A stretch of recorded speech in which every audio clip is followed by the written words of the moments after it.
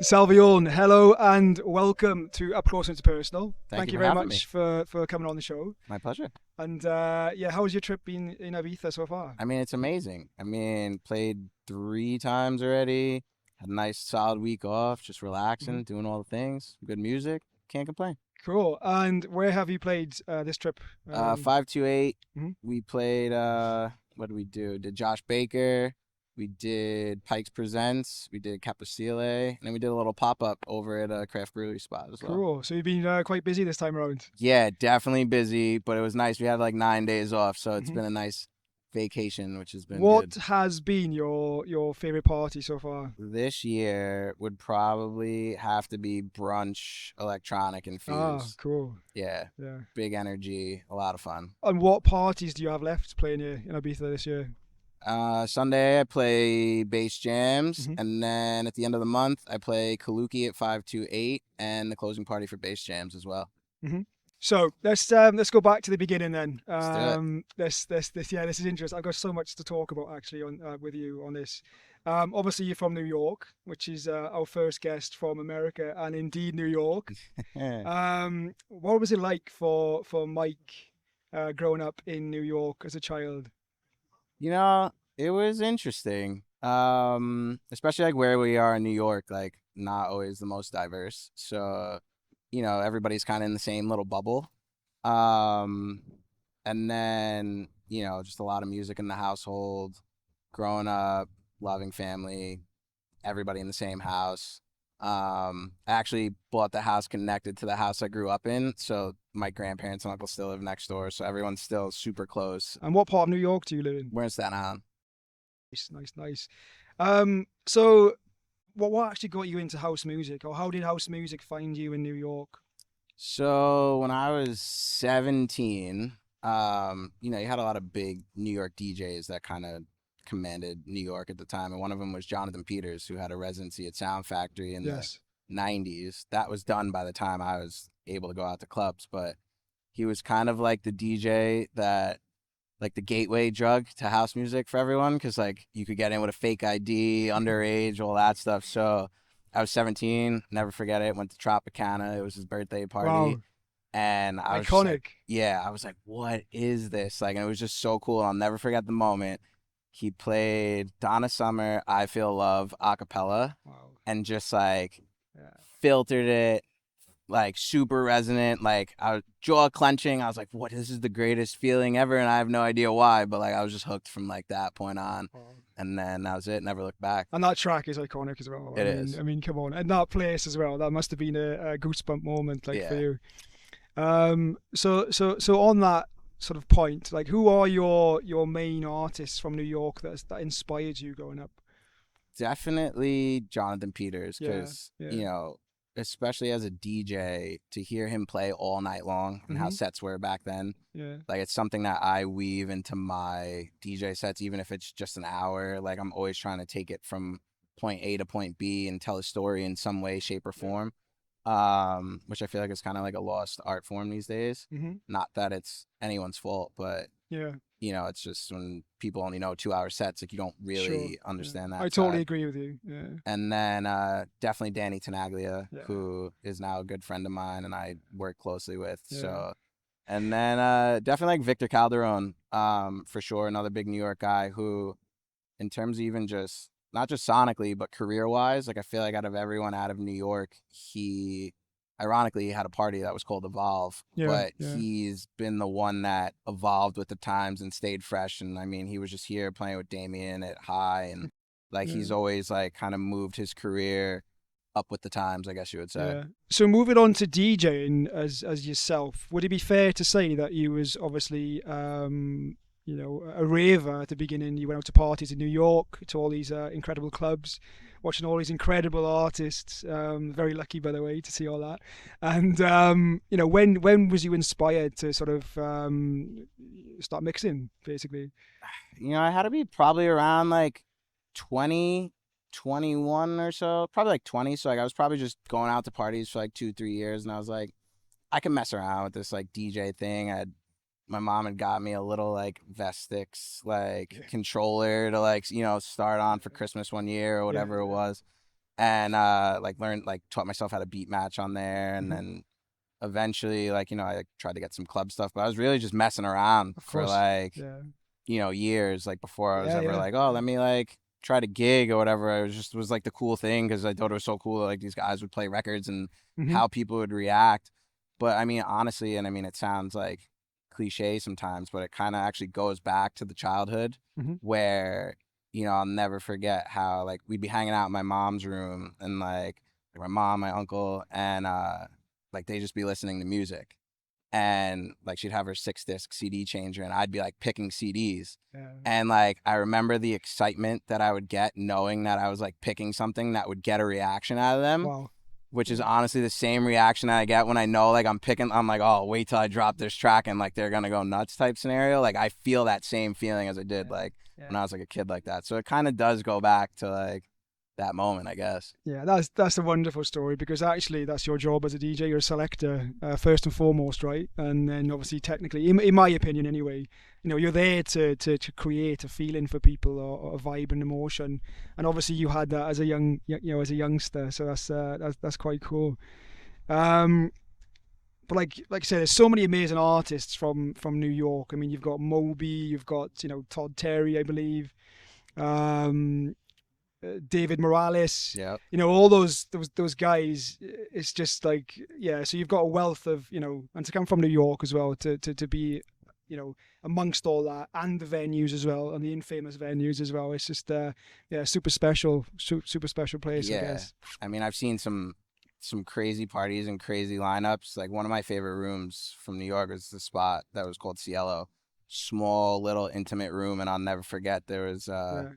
party. It was a David Morales album release party, and it was David Morales, Hector Romero, Quentin Harris, and Frankie Knuckles. Oh, And it was like an August, hot, sweaty, but like you couldn't stop, like the crowd just couldn't stop moving. It was like honestly one of the best musical nights like ever. But like that was just a normal Thursday, like in New York, which is crazy when you think about yeah, it.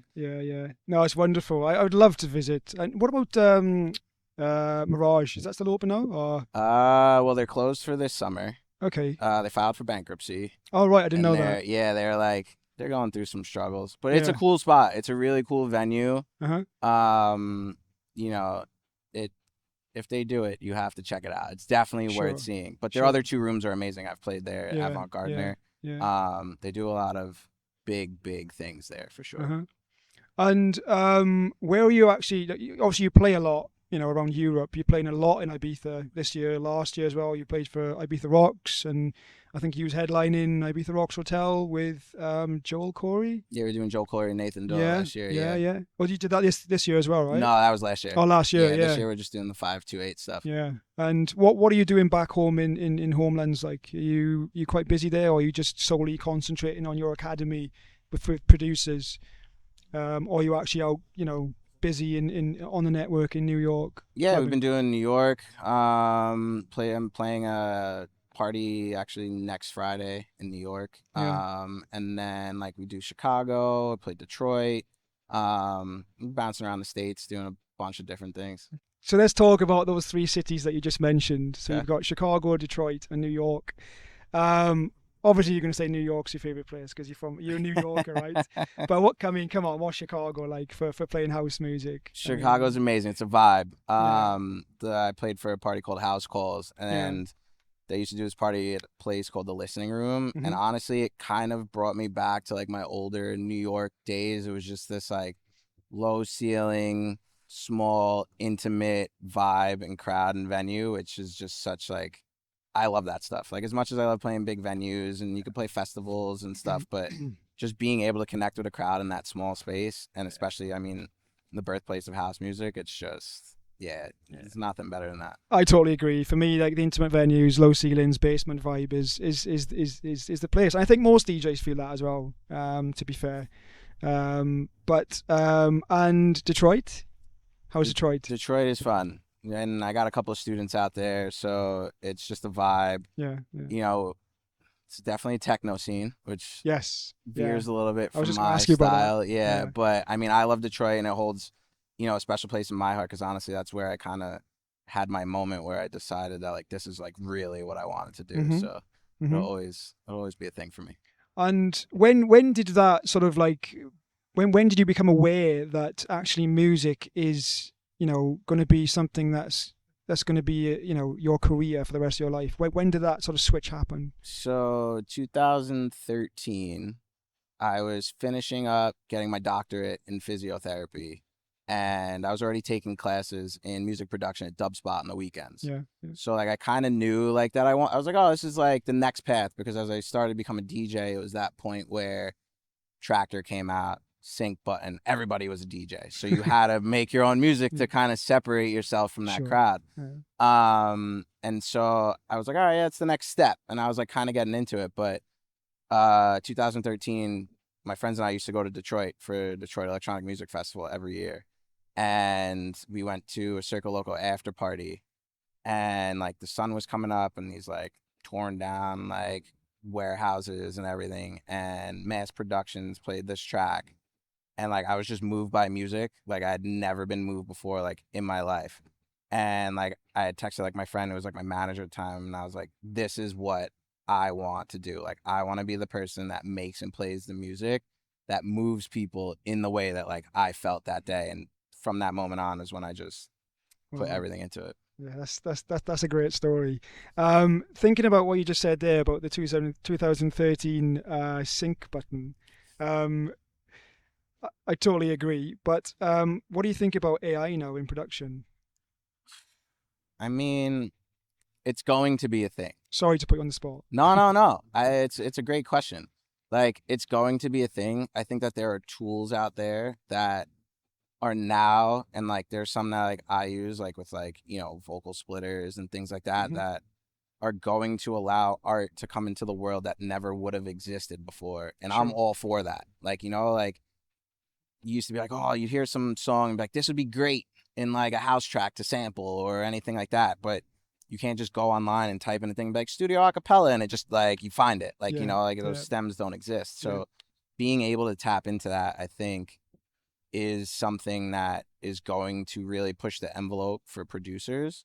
But then you have the flip side where, I mean, you have stuff that's just making music. And unfortunately, the music that we make is very mathematical and algorithmic. Sure. So it's very easy for a computer to Yeah. recreate Yeah. electronic music. So if it's not governed, I mean, it's very easy Yeah. for, Yeah. because the average listener doesn't know. I mean, No. there's people who, like, there were some AI artists that, like, got all these, like, streams on Spotify, and, like, nobody knew that. They created, like, a whole band persona, and it had, like, Yeah. millions of streams, Yeah. And I think it was Spotify who created it. probably. I don't care. It's my channel. um, and yeah, I totally agree. I mean, it should be used as a tool to enhance a producer or an artist's tool bag. But when it's used to write full songs, and actually a friend of mine who came on the show a while back, we had this chat about this, and he showed me some AI music that had been written, and I listened to it, and do you know what? You can tell the difference because it feels strangely empty. Mm-hmm. It feels like, yeah, it doesn't have a soul. I know Yeah, that sounds really weird, but it feels like there's something lacking in the music. it's lifeless because it doesn't come from, like, as an artist in any way, any medium, Mm-hmm. like you're channeling in that stuff from somewhere else, right? And it's coming out through you. So to have a computer that doesn't have those experiences or doesn't have, you know, those emotions to create something, like you lose it. Or it's the stuff we make, as much as we try to make it perfect, like there's still imperfections. The timing of things, the key of things, that doesn't match with that, but it's those imperfections that bring the music to life, that a computer that has to follow a strict rule of thumb, like you just can't do Yeah. it. I mean, that's the point, isn't it? I mean, like yourself writes music, from the heart, and a computer simply doesn't have that. Oh yeah, it doesn't have that yet. Yet, yeah. Yet, yeah. Anyway, some crazy scientist will give it a heart or something. Okay, let's talk about the Elevated Academy, which is your baby. That is my baby. Yeah, fantastic work, by the way. Thank you. I've been checking it out over the last couple of months, over the last year actually, and yeah, some really, really fantastic work you're doing there. You've also got Elevated Radio as well. Yep.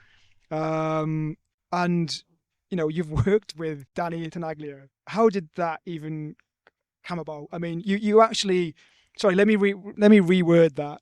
You actually technically taught Danny Yes. some production skills. Danny Tenaglia was actually my first student. If you wanted to get technical about it, Okay, yeah. thank you. I didn't want to say that, Yeah, he but was. yeah. Yeah, no, so it just kind of came about because his manager is a friend of mine, through the New York scene. Hmm. And every time I would have a release come out, I would always send his manager the release just as like a thing. And like actually even on the last one, I would like send it to him and I was just like, traditions never die. Like here's this new one that's coming out. Whatever. I'll always do it Well, because that paid off. it does. And so after I'd sent one, I think it was my Toolroom release actually. I was like, listen, if you happen to know anybody that needs like any production teaching or coaching or whatever, like I'm looking to get into that space, etc. And he was kind of like, actually, I don't know why I didn't think of this before, but like we've been looking for someone to like kind of get Danny into Ableton. Like, would you be up for it? And so I had a meeting with them. Me and Danny vibed, and I was kind of teaching him Ableton for like a couple of sessions, and then we just wound up So, working like, together. I mean, like, how was you feeling walking into Danny Tenaglia's studio? I mean, on the way there, like you must have been like, this is a real, I can't believe this is happening. Like, Yeah, pinch me like moment, right? especially like watching him play for years and Sure, years man. and the flashlight and Yeah, just yeah, yeah. just to be like I was still like I still didn't believe it. And then you're like even when you're there doing it and like you're having sessions with him, you're still just like, Yeah, is this really happening? yeah. And then Danny's like, yeah, I'll make dinner, and he's like cooking you like chicken cutlets and broccoli rabe, and like your 17-year-old self's like, yo, Yeah, wake yeah, up, yeah, like yeah, wake up. yeah, But yeah, it's been an amazing journey, and he's such an amazing yeah, person. yeah, yeah. Not even just artist, but he's one of the most genuine people like I've met in this industry. So Mhm. it's a special moment for sure. Yeah, I remember reading it and seeing it, and I remember reading his review as well, and I'm like, oh, that's a big deal. Yeah, It's a that pretty that big caught me deal. off guard for sure. Yeah, yeah, but congratulations, mate. Thank And, you. and and I love the electronic music industry because like when stuff like that happen, genuine guys, especially that big as well, that actually turns to an up and coming guy that's on top of his game, for advice, then that's a community, Yeah. and he's not afraid to ask as well, and that's somebody who's made it, which I find super special. Yeah, absolutely. And like that's like what makes it. It's that give and take, like as much Yeah, as like I was trying to show him stuff, obviously I'm learning stuff from him. I mean, it's Danny sure. Tenaglia, Yeah, like it's just crazy like to yeah. see him work and how like his brain works. Like Hmm. it's like a Rolodex. Like we'll be working on a track and he's just like, "Oh, you know what we need?" And you see him just like through this musical like Rolodex in his head. He's like, "Yeah." Pulls up his iTunes like, "We need something like this." And I was just like, Yeah, "How yeah, do you do that? Like, I borrow your brain for like yeah. 20 minutes? Like that'd be great." But he's just like he's so meticulous Hmm. and detailed with his projects. Like everything that he does, like it has to be, it's not even like it's a perfectionist thing. He just cares and puts his heart into it so Yes. much that he Yeah. wants it to be like the best product Yeah. possible. It's sincere, isn't it? Yeah. I mean, and you can hear that in his music as well. I mean, I followed Danny from the start when I got into music, and he's always been at the top of his game for me as well. And like, is there a collaboration with you guys coming up? I got to ask the question. I don't know. We'll see. That'd be like It would be. that'd be super. It would be. Your Well, style and his style, I think would definitely fuse it together would like work well perfectly. together for Actually, sure. We'll yeah, see what's yeah. in the works. Cool. So on the note of your academy, Mhm. what can the students expect to get from you? Like, and what sort of programs do you offer, and what sort of length? What's going on there? Yeah, so we have two programs. We have one that's a 16-week program, a little bit more top level. And then we have, which is the advanced production program. And then we have the master class, which is a 7-month program that goes super in depth. Honestly, I call it the most comprehensive program you could get in one place. We get deep into like music theory and sound design, everything that you would need. Because basically, I'm sure you'll get to where the academy come from, so I'll jump the gun here. Back in 2015, I was making what I thought was like the best music that I could make. And I was like, oh, this is it. I'm going to go to ADE. I'm going to hand out all this music on USB sticks. I'm going to make it. I'm going to break through, etc. And so I had dinner with Ralph Lawson, gave him a stick. 2 weeks later, he comes back to me and he's like, yeah, you know, the music's good, but I feel like the production needs to come on a bit more. And I was just like, this is that's the best I got. Like, I was like, I don't know what's missing. Like, you know, I was like, maybe this just isn't what I'm supposed to do. Like, you know, like maybe like it's not good enough. That's So, actually some great feedback, though. yeah. Oh, it's fantastic. Looking back now, right? Yeah. As In long as you hindsight, like take it the right way, right? Yeah, Like, he wasn't yeah. wrong. I listened to that music, but at the time, like, I was like, this is the best I got. This is great. Like, it's great music. And so like after a couple of days of feeling sorry for myself, you know, I like picked myself up and I started looking at my music objectively compared to the music that was out there, the music on these labels that I liked, and started seeing what was missing, right? Like, and so I started then taking courses in music theory, jazz theory, arrangement, orchestration, sound design, mixing and mastering, you name it. Mm-hmm. I've taken it, like anything. Plus, I'm a lifelong learner, so like I love that stuff. So like I still dive into things. But Yeah. you know, since then, you know, released on Toolroom, you know, touring the world, playing Elro, doing all these things, Mm-hmm. and it took me years to get to that point. And so I knew that I always wanted to teach, but I knew that I wanted to basically create the program that I wish existed in one place when I was in that spot in 2015. Yeah. Where it's like, you know, I took courses at this program and that one, and like I always Sure. felt certain things were really good in certain spots and other things were really good in other Clunky. spots, and Yeah. this was missing that and that was missing that, and I tried to bring that together into one place to give those students the same results in months instead of years. And then on top of everything production wise, we even deep dive into like career stuff, right? Like, you can't just make good music and make it now. So branding, social media, Mm-hmm. marketing, streaming stuff, like anything that you would need. You know, we have master classes with artists, managers, you name it, to just give them that full 360 experience. Yeah, it sounds amazing. I mean, like you said, it's more the business model as well as the music now, isn't it? Like that, you know, if you don't have one without the other, then it's never going to work. If you're looking to be, you know, an headliner or breakthrough artist, wow, that's a lot of work. Yeah, it is a lot of work, but I love it. Honestly, it's one of the most rewarding things that like I've done. Sure. And you know, like we even do things where we're building relationships with labels and brands where you get exclusive demo submission, the partner labels, Mm-hmm. and because yeah, you spend all this time making great music, but how many times do you send it to a demo email, nobody listens, Mm-hmm. they don't answer you don't get feedback. So we do like live A&R feedback calls. You get personalized feedback from myself like each week on your stuff, and it's a great community and honestly, it's family. Sure. Like everyone in there looks out for everybody. And like I joke with students when we finish a program, you know, I'm like, well, just so you know, like you're stuck with me now. Like I'm not going anywhere. But it's true. Like, you know, like if anybody needs anything, I still hop on a weekly call with my first student, not Danny, like first official student. Yeah. Like, and we just, you know, just talk, you know, career stuff, life stuff. Like I'm always here for everybody and lending a hand any way I can, which I feel like other institutions sometimes, like when you finish, That's true. like that's it. They're just like, you know, see you later. Yeah, exactly. Thanks for your money. See ya. We gave you what you needed. Sure. And, you know, we're kind of cultivating something a little different. And where can the listeners today, where can they find you online? You can find me at Salvione Music on Instagram. You got at Elevated Academy.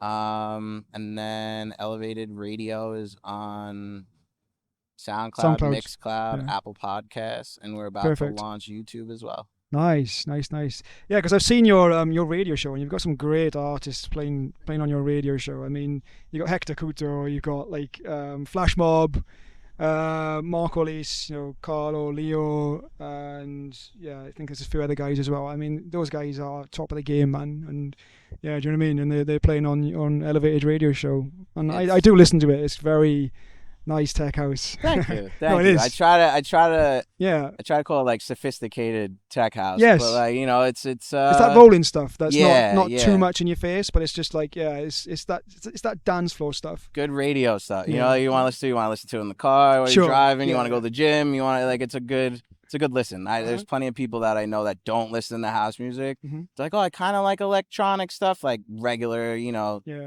50-year-old like housewives, and they're like, oh, I put your stuff on, I listen to it with the kids. I'm like, that's cool. And you know, you could get those people. Yeah. It's good. Another big one for you. Let's talk about the recent Beatport #1. Oh boy. Oh boy, how was that? Oh, That was amazing. from start to finish. This year the full Start to story. Yeah. finish. All right. So that track actually was a project I made while teaching an Elevated Academy class. And so like when we go through the academy, I'm building everything out step by step while I'm teaching. And so just happened to be a track that I was working on. I tested it here at Rocks last year. Purple Tea, I'm close with them. They signed the original one. And I was like, well, it's not finished yet. So let me, get to that. And then my sound really evolved. Especially being here for 5 weeks last year and being at Kaluki for 5 weeks and just Mm-hmm. really inspired me in a certain way that like is inspiring my sound right now. Yes. And like I kind of took it up a notch from where it was originally and added like the spoken word vocal that wasn't originally in there. It was just the original hook sample. And yeah, I was very happy with how that one came out as a project. Yeah, I certainly would be as well, and I think people who bought it, and I know it's been hammered by a lot of like big DJs as well. So yeah, fair play, man. Do you know what I mean? Congratulations, Thank and here's to the next one.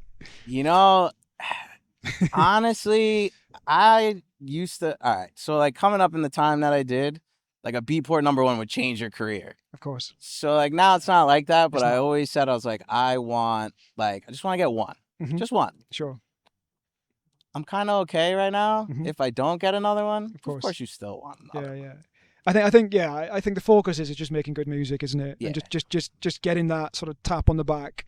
That's like that's a really great tune, and and if people are enjoying it, then that's our job done. Yeah. And that's the main focus anyway. I know for you and me.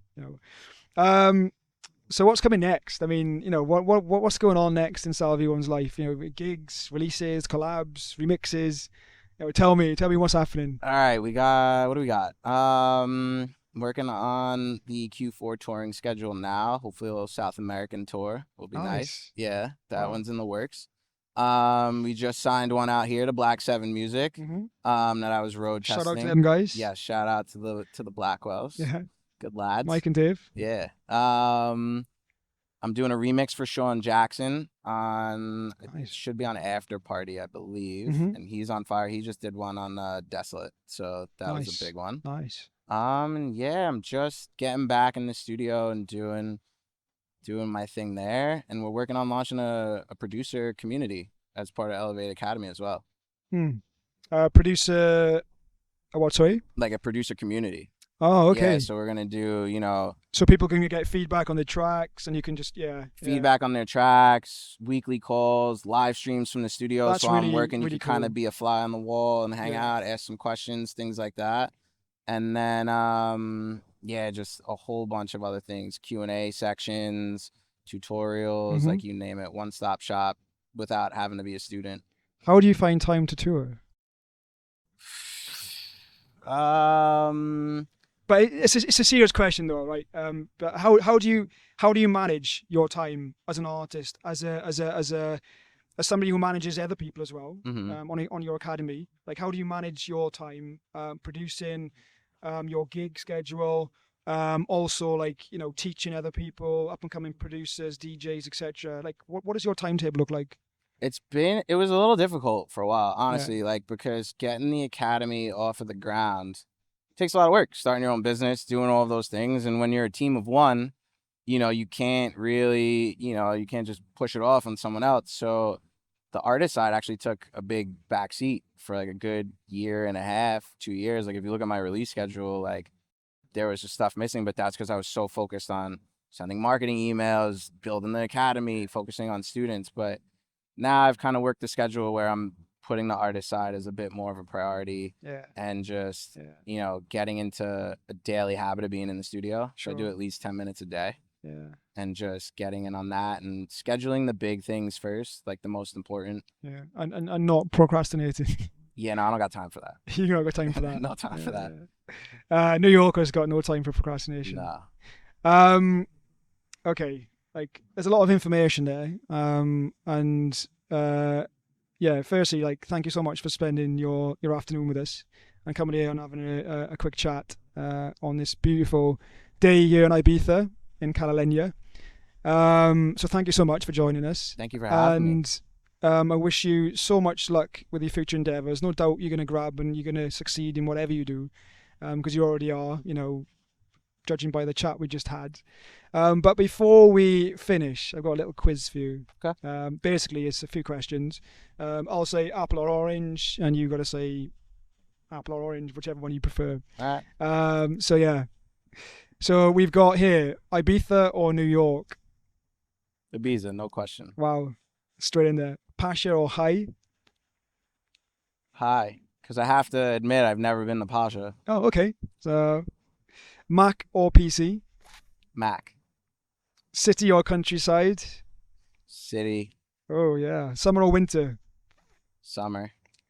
It's a weird one. McDonald's or Burger King? McDonald's. McDonald's. Yeah. Oh, wow. Oh, this one. 808 or 909? It's a difficult one, right? That's an on-the-spot question. Yeah. I'd have to go 909. Okay, fair one. Yeah. Why? Because if I had to think about how many sounds I love from the 909 versus the 808, the 909 would have more. Great answer. Yeah. Poolside or beachside? Full side. Oh, this one's a cheeky one. Pioneer or Denon? Pioneer. Denon's American, right? I think so. I think it is as well. But Yeah. Who cares for not Denon? go Pioneer. Yeah. Like, Who cares for Denon? Anyway, on to the next. Daytime, nighttime party. nighttime. Yeah. Sure. Same as me. Pepsi, cola. Coke. After party, pre-party. After party. Sure, man. Cats or dogs? Dogs all day. Oh, this one is like difficult for me. Michael Jackson or Prince?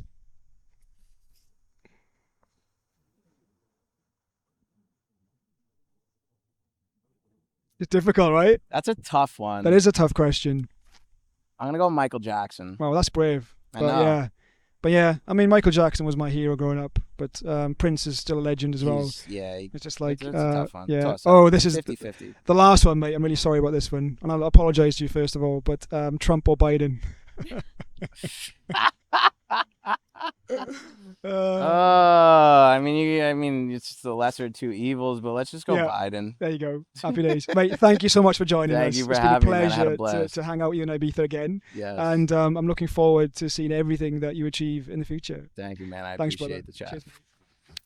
Thanks, man. Thank you.